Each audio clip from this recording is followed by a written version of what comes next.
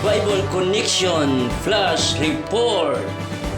Ang flood control ay gawa ng tao para kontrolin ang pagbaha sa panahon ng bagyo o sunod-sunod na malalakas na pag-ulan.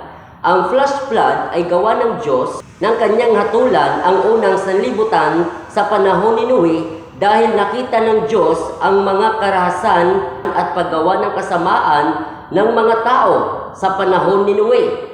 Sinasabi sa aklat ng Genesis chapter 6 verse 5, verse 11 hanggang 13.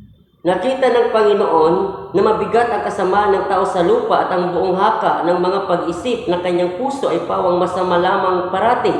Verse 11, at sumama ang lupa sa harap ng Diyos at ang lupa ay napuno ng karahasan.